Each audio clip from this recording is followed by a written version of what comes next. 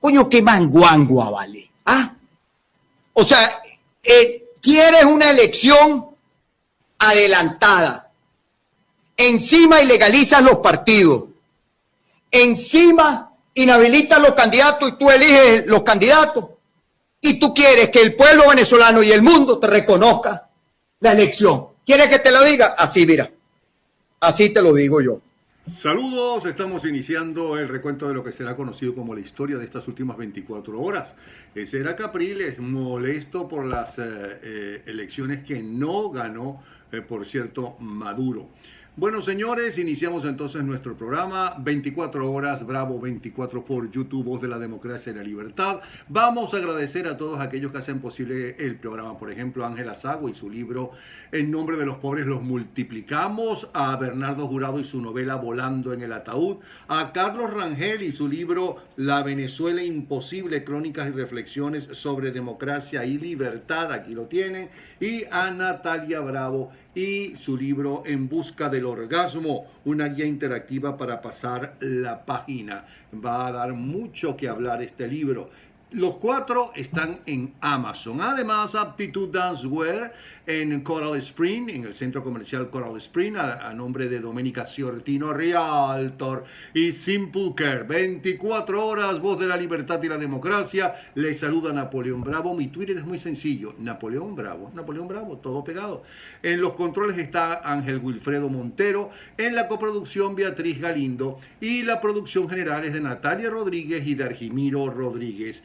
Y compruebe ahora la popularidad del dictador de Venezuela en cualquier rincón del país, ya sea en un centro comercial o sea en medio del colapsado metro de Caracas. Me encuentro aquí en la Rinconada, en la cual presenta fuerte retraso.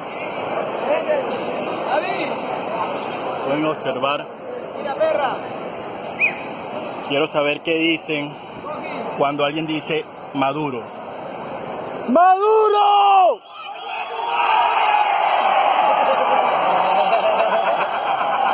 Estamos acá en un centro comercial, en el CCCT. Vamos a hacer una prueba sobre qué pasa por acá.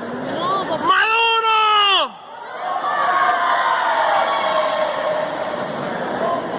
Ok, chao. ¿Qué hubiera pasado si hubiera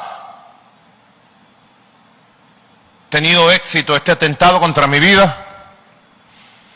¿Qué estaría pasando hoy en las calles de Venezuela?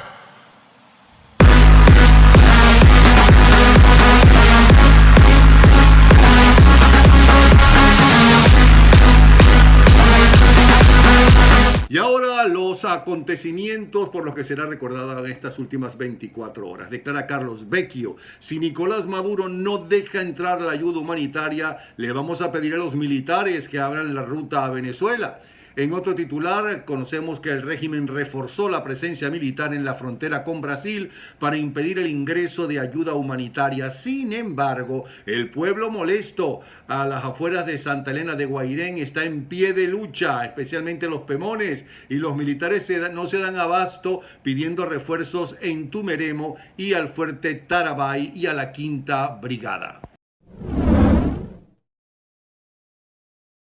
Destaca el servicio informativo Infobae lo siguiente: un coronel del ejército de Venezuela desconoció a Maduro y pidió a los militares permitir el ingreso de ayuda humanitaria. Estas son las últimas 24 horas. Unidos las Fuerzas Armadas, el pueblo y el presidente Guaidó, reconstruimos a Venezuela, afirmó Rubén Paz Jiménez, quien indicó que el 90% de las Fuerzas Armadas de Venezuela están en descontento con el régimen por la dura crisis que sufre el país. Ojo, pero este no es el único en las últimas horas. Escuchen al teniente de aviación Suárez Hernández. Pundonor o relajada conducta, pues mal puede ser guardián de la libertad, honra e independencia de su patria, que tenga miedo al sacrificio, ultraje sus armas con infame vicio. Le habla el primer teniente Suárez Hernández. La mayoría de los oficiales subalternos no estamos de acuerdo con este proceso. Venezuela está pasando por una dictadura, un régimen, y mucho menos presidente, mucho menos comandante de esta Fuerza Armada Nacional.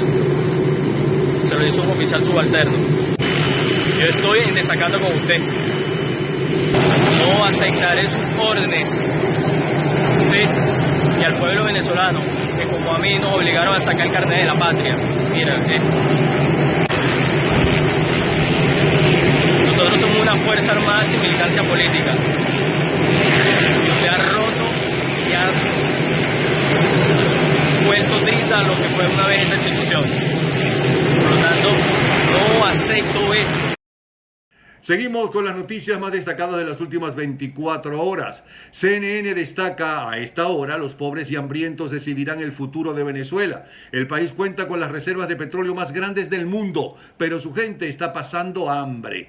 Necesitamos medicamentos, necesitamos alimentos porque rompieron el sistema, dice Ángel Albarráez, el representante de la Asamblea Nacional para el área de Petare. Según las Naciones Unidas, 3 millones de personas han huido de Venezuela en los últimos 3 años.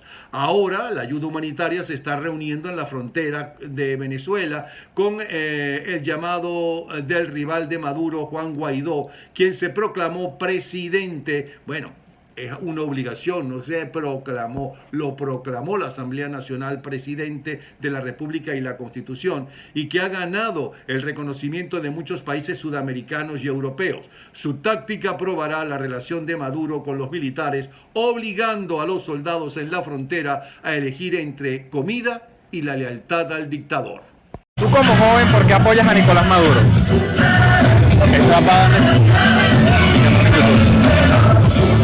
No, bueno, porque él te puede responder mejor. Habla, pues.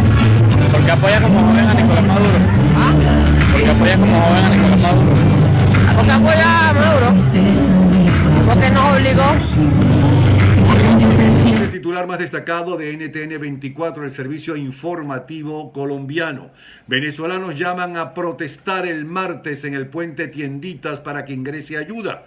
El titular de La Voz de América, por su parte, es el siguiente: ayuda humanitaria solo será distribuida en Venezuela, pero se desconoce el proceso. Más de 30 guardias nacionales y policías nacionales custodian el puente Las Tienditas. El Observatorio Venezolano de Conflictividad Social registró para enero 2.573 manifestaciones, repito, 2.573 manifestaciones.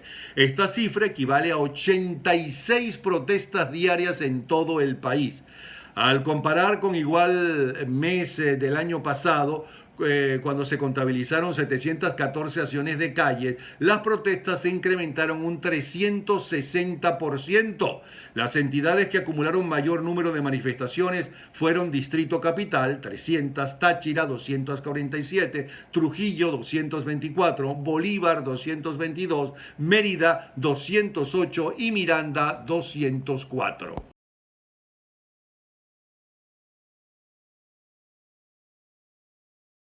Cotidiano de la BAM. Seguimos acá, Resistencia Sin Fronteras, informando lo que ocurre en este momento, 8 de la mañana, en el puente Simón Bolívar. Así se ven esta es la realidad, esto es la verdadera realidad, cruda. Miles y miles de venezolanos saliendo por la frontera, huyendo del hambre y la miseria que hoy tiene sometido al pueblo venezolano Nicolás Maduro. Esto que hoy vemos acá es precisamente lo que vamos a evitar. Esto que vemos acá es precisamente el compromiso de la resistencia, de nuestro presidente Juan Guaidó y de la unidad democrática por la libertad. Es evitar que nuestros venezolanos sigan huyendo del hambre, porque vamos a salir de la dictadura, vamos a derrocar a Nicolás Maduro. Es momento de conquistar nuestra libertad. Y ahora hacemos nuevo contacto con Venezuela, esta vez con Efraín Cruz, para conocer qué ha pasado en el país en las últimas 24 horas. Atención. Un gran saludo para todas las personas que escuchan 24 horas a través del canal Bravo 24 en YouTube. Como siempre, desde Caracas, Venezuela, Efraín Cruz, @babuito en redes sociales, informando para ustedes todo lo que ocurre de este lado del mundo. Y comenzamos 5 programas de corte informativo y de opinión transmitidos por emisoras de la isla de Margarita en el estado de Nueva Esparta fueron sacadas del aire este viernes 8 de febrero. La decisión fue tomada por las estaciones Señal 94.9 FM, el Circuito Unión Radio y Reina 96.7 FM, luego de que sus directores fueran citados por la Comisión Nacional de Telecomunicaciones, CONATEL, a una reunión realizada en Caracas. Los afectados fueron los programas de los periodistas Noberto Maza, Gustavo Novoa, Carolina Arias y los comunicadores Carlos Lesma y Elio Sánchez. Reporte Confidencial Radio, versión radial de la página digital Reporte Confidencial, con 3 años de transmisión por 94.9 entró entre los suspendidos.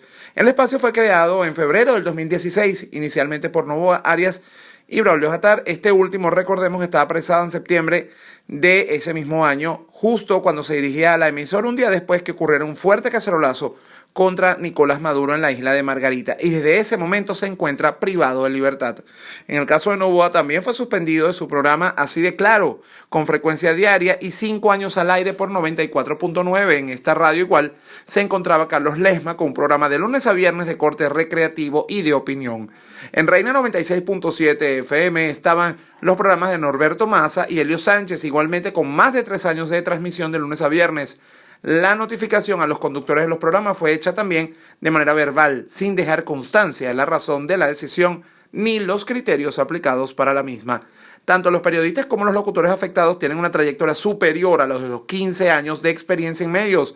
De acuerdo a lo que trascendió, los directores citados fueron recibidos uno por uno y combinados a revisar su programación ante las consecuencias que pudiera tener hacia sus empresas. Luego de esto, los periodistas y comunicadores fueron notificados de la suspensión de sus espacios y de inmediato fueron sacados del aire. También tenemos que informar, más de 30 guardias nacionales y Policía Nacional custodian el puente Las Tienditas, el puente fronterizo que comunica a Colombia con Venezuela. Se encuentra bloqueado desde hace varios días. Estos son funcionarios de la Guardia y de la Policía custodian esta entrada.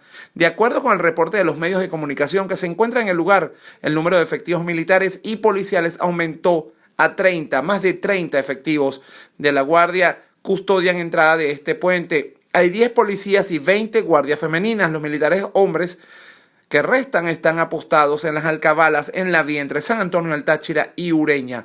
Este jueves, ciudadanos venezolanos protestaron en la frontera para exigir el ingreso al país de la ayuda humanitaria que se encuentra en territorio colombiano. El puente fronterizo que comunica a Colombia con Venezuela se encuentra bloqueado desde hace varios días con 2 containers y un camión cisterna. Y antes de terminar, también tenemos que informar que el Hospital Central de Barquisimeto recibió 15 presos con diarrea en las últimas 2 semanas. El Observatorio Venezolano de Prisiones dio la alerta. En menos de un mes murieron 20 privados de libertad en el estado Lara. Diarrea y fiebre fueron los síntomas que presentaron. La mayoría de ellos fueron trasladados al Hospital Central de Barquisimeto antes de morir.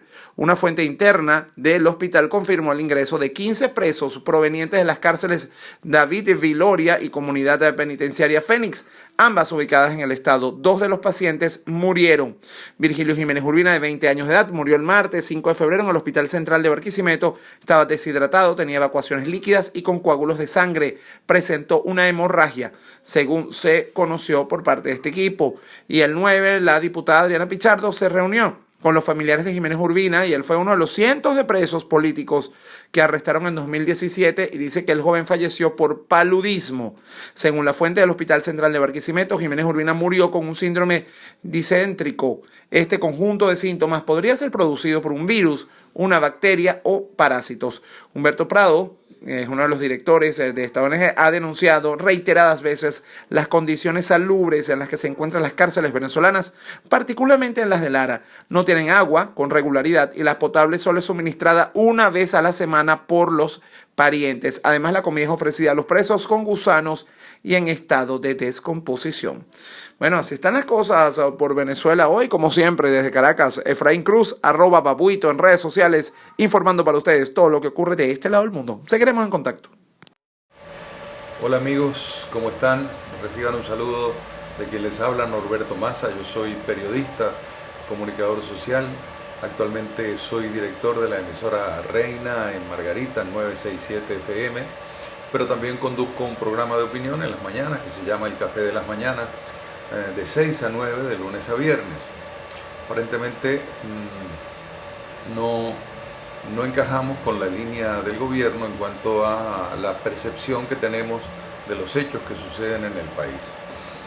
Esto se traduce en que al gobierno no le gusta que le digamos presidente al señor Guaidó y mucho menos le gusta que nosotros no le digamos presidente al señor Maduro, pero tampoco le gusta que nosotros hablemos de los números de muertos que hay en las protestas, ni algunas otras cosas que le son incómodas.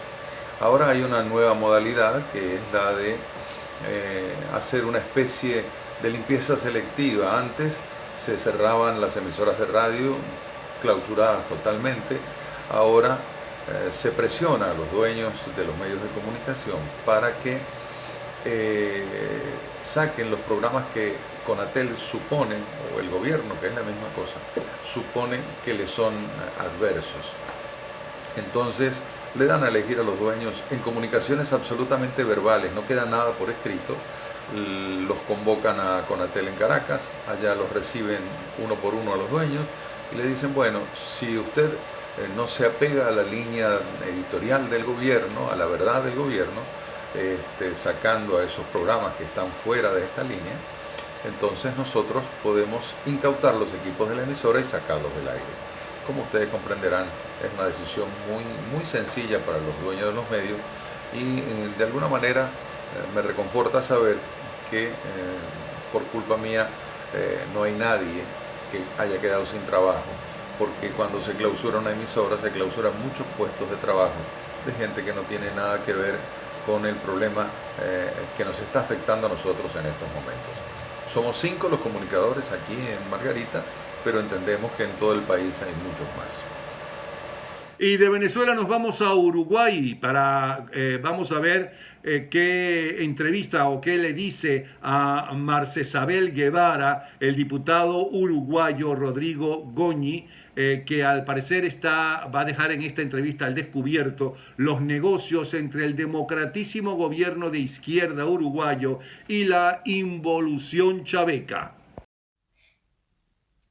Buenas noches, Napoleón. Bueno, estamos aquí en Montevideo conversando con el diputado Rodrigo Goñi, quien es representante ante el Parlamento del principal partido de opinión que hay aquí en Uruguay, el Partido Nacional. Con él vamos a estar conversando en estos minutos sobre la situación que hay en Venezuela y, por supuesto, la reunión que se celebró el día de ayer, en donde estuvieron presentes representantes de la Unión Europea, México y Uruguay, buscando pues una conciliación o una mesa de diálogo para solventar la crisis en Venezuela. Muchísimas gracias, diputado, y bueno, por atendernos y recibirnos aquí en su casa.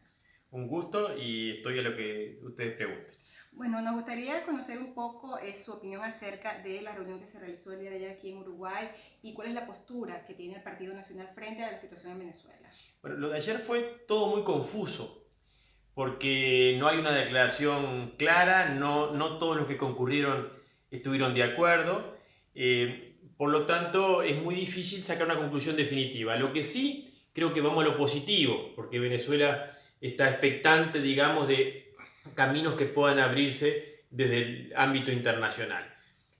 A modo de contexto, Uruguay es de los países, quizás el país de Latinoamérica que ha sido más de defensa del régimen de Maduro. Incomprensiblemente, porque Uruguay ha tenido una trayectoria democrática a lo largo de su historia, pero indudablemente, y no lo podemos soslayar, han habido negocios muy fuertes entre los gobiernos del Uruguay y Venezuela, sobre todo el expresidente Mujica, generó una cantidad de mecanismos de negocios que nosotros hemos denunciado como negocios oscuros, y eso ha estado sin ninguna duda en la opinión pública, está claramente instalado, que ha sido el principal motivo por el cual Uruguay ha apoyado un régimen de Maduro, que todos sabemos que es un régimen no democrático, y la razón está en esos negocios que indudablemente se quieren ocultar. Indudablemente está la posibilidad de que de quitarle el apoyo a Maduro pudieran salir a luz negocios que, reitero, no están claros, a pesar de que hemos hecho no solamente denuncias parlamentarias, sino judiciales que todavía no han resultado clarificatorias. Bueno, también conocemos por la prensa internacional que incluso hay denuncias relacionadas justamente con uno de los hijos del propio presidente vinculado a ciertas empresas que estuvieron en Venezuela brindando servicios en el área de tecnología. Bueno, lamentablemente el régimen de Venezuela, desde Chávez y después con Maduro, se estatizó. Es decir, todos los negocios los hacía el Estado, las empresas estatales venezolanas, y solamente negociaban con Venezuela los que eran amigos o allegados del poder. Y eso lleva a que, por supuesto, haya negocios lícitos, pero como todo pasa por gobernantes, bueno, se genera, como la historia lo demuestra, mucha corrupción. Hay un peaje, una coima que generalmente, no siempre, pero generalmente se paga porque, bueno, si no negocias con los gobernantes venezolanos no podés ingresar a Venezuela. Hay una cantidad de denuncias, lamentablemente una que involucra al propio hijo del presidente actual del Uruguay y también muchas denuncias hacia amigos allegados del expresidente Mujica. Eso ha enturbiado mucho, eso ha llevado a nuestro entender que esta postura de Uruguay hasta el día de ayer de apoyo incondicional al régimen de Maduro. Por suerte ayer se abre una ventanita y no es menor porque, reitero, Uruguay ha sido el país que más ha apoyado al régimen de Maduro y el expresidente Mujica con su prestigio internacional también ha sido clave en el apoyo a Maduro. Bueno, ayer indudablemente la presión de la Unión Europea llevó a que Uruguay también pidiera elecciones libres. Ahora, el pedir elecciones libres en la declaración puede ser muy bueno, pero no se puede desconocer que el propio presidente Guaidó, encargado del gobierno de Venezuela, ha ratificado y reafirmado que no puede haber elecciones libres con Maduro en el poder. Con Maduro en el poder sabemos que las elecciones son fraudulentas. Entonces, es un primer paso que también Uruguay se anime a hacer lo que hasta ahora no había hecho, que es pedir elecciones libres, no como dice Maduro hasta el 2024, sino ya. Pero hay que complementarlo con la presión para que Maduro salga del poder para que esas elecciones libres se concreten en la realidad. Bueno, también es importante destacar que en la reunión de ayer una de las solicitudes que hacía la Unión Europea era que no solamente se abriera el diálogo para las futuras elecciones, sino que además de eso, pues habría unas condiciones previas a esas elecciones. Entre ellas sería la liberación de los presos políticos y pues organizarlas dentro de un ambiente de transparencia. Como sabemos, en Venezuela varios partidos políticos, incluso candidatos, han sido inhabilitados por el propio gobierno para poder ser parte pues, de lo que sería un proceso electoral y al parecer no hubo un acuerdo claro en esa reunión de ayer. También quería que nos comentara su experiencia como veedor durante las elecciones del año 2015, un poco para que también la comunidad entienda que no es simplemente convocar elecciones, sino que pasa por un proceso de depuración del registro electoral, de que las condiciones sean transparentes en igualdad para todos. Bueno, es muy importante lo que tú decís y me complementabas que Maduro no puede estar al comando de las Fuerzas Armadas en una elección porque sabemos que las utiliza mal. Esa fue nuestra experiencia ya en el 2015, hace 4 años, cuando concurrimos a la última elección más o menos democráticas y libres que hubo en Venezuela. Ya nosotros como observadores internacionales teníamos las Fuerzas Armadas encañonándonos e impidiéndonos nuestra acción. Imagínense ahora. Lo otro, como tú bien decís, que la Unión Europea requiere, lógicamente, y no se pudo aprobar ayer, un organismo, un tribunal electoral que dé las garantías, que no son estas, una corte de justicia que sea independiente, que no son estas, y por supuesto la liberación de los presos políticos para que todos puedan ser candidatos y competir en igualdad de condiciones. Esas condiciones y requisitos que se imponen para que se pueda hablar de elecciones libres, lamentablemente ayer no pudieron ser acordadas. Por eso, bueno, fue una resolución, una declaración ahí un poco confusa, pero que abre una ventanita, por lo menos en cambiar la postura de Uruguay, que lamentablemente hasta el día de ayer era de apoyo incondicional a Maduro y ahora por lo menos también se sube al pedido de Europa de elecciones libres. Recientemente también en México los diputados han exigido al presidente de México recién electo que reconozca a Guaidó como presidente de Venezuela. ¿Ustedes dentro del Parlamento han pensado en algún momento también hacer esa exigencia al gobierno de Tabaré Vázquez? Sí, lo hemos pedido, pero acá en Uruguay lamentablemente la mayoría absoluta de ambas cámaras del Parlamento en diputados, senadores y Asamblea General la tiene el partido gobernante. Por lo tanto, nuestras peticiones no han tenido eco y no van a ser votadas afirmativamente. Por eso es muy importante que ayer el propio gobierno del Uruguay de alguna manera haya modificado un poquito su postura. Lo que nosotros, que lo que queremos es la salida mejor de Venezuela, bueno, dejamos un poquito para atrás el reproche de lo que ha sido una muy triste y penosa postura de Uruguay a rescatar ese cambio que ha tenido en el día de ayer. Pero ya para finalizar, diputado, nos gustaría pues su mensaje a toda la audiencia de 24 horas con Napoleón Bravo, sobre todo en lo que es a la solidaridad con el pueblo venezolano, porque el Uruguay, al igual que naciones como México, como Bolivia, han respaldado la presidencia de Nicolás Maduro, más sin embargo se siente en la calle que no es la postura del pueblo uruguayo, sino la postura del gobierno de este país.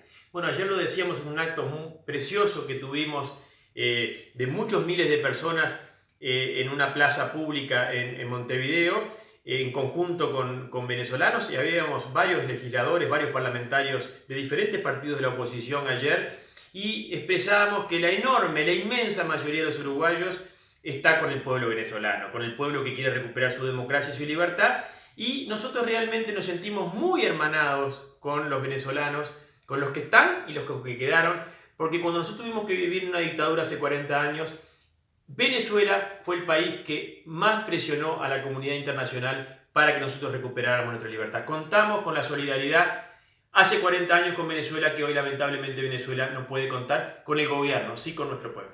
Bueno, muchísimas gracias entonces al diputado Rodrigo Goñi por habernos recibido aquí en su casa y brindarnos esta breve entrevista para 24 horas con Napoleón. Así que gracias a ustedes también por su amable audiencia. Los dejo con Napoleón Bravo. Y hoy tenemos el comentario también de Daniel Lara Farías. Nos habla del pronunciamiento del Tribunal Supremo de Justicia, el legítimo, sobre la intervención militar. Saludos, Napoleón, para ti y para toda la audiencia de 24 horas.